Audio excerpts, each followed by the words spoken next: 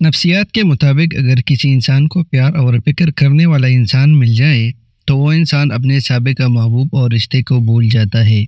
نفسیات کے مطابق اگر آپ کسی انسان کو اپنے ذہن سے نہیں نکال پا رہے تو اس کا مطلب ہے آپ بھی اس شخص کے ذہن میں موجود ہے۔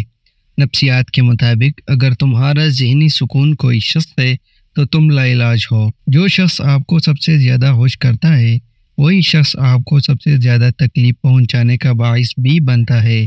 3 حالتوں میں انسان بدتمیزی کرتا ہے: جب اسے کوئی اپنا نظر انداز کرتا ہے، جب کوئی انسان بھوکا ہوتا ہے، جب کوئی انسان تنہائی کا شکار ہوتا ہے۔ نفسیات کے مطابق مرد عورتوں کی نسبت زیادہ دھوکہ دیتے ہیں۔ ہمیشہ چاردیواری میں رہنے والی لڑکیوں کے عشق سے ڈرو، انہوں نے دنیا نہیں دیکھی ہوتی، وہ جسے چاہتی ہے اسے بے انتہا چاہتی ہے کیونکہ وہی ان کی دنیا ہوتی ہے۔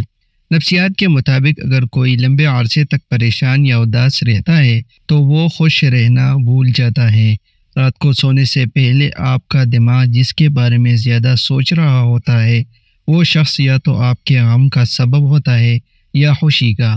آپ کسی ایسے شخص سے نفرت نہیں کر سکتے جس سے آپ نے کبھی محبت کی ہو، صرف نئی محبت ہی اس کی جگہ لے سکتی ہے۔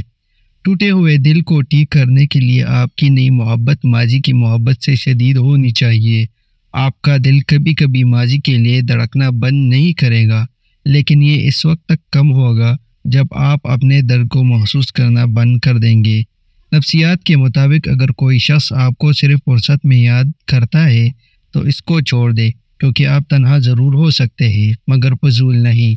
جو لوگ جتنی زیادہ شدت سے پیار یا فکر کرتے ہیں اتنی ہی شدت سے نفرت یا نظر انداز کر سکتے ہیں۔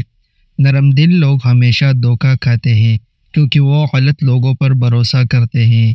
نفسیات کے مطابق جو شخص آپ کو کھونا نہیں چاہتا تو اس میں یہ 3 نشانیاں ضرور ہوتی ہے۔ نمبر 1، وہ اکثر اپنی روٹین کو آپ کی خاطر تبدیل کر کے آپ کو وقت دیتا ہے۔ نمبر 2، وہ ہمیشہ آپ اور آپ سے جڑے رشتوں کا احترام کرتا ہے اور انہیں عزت دیتا ہے۔ آپ سے کیے وعدے اور یادیں اسے یاد رہتی ہے۔ نمبر 3، وہ اکثر بحث کے دوران ناراضگی کا عنصر دیکھ لے تو خود ہی ہار مان لیتا ہے۔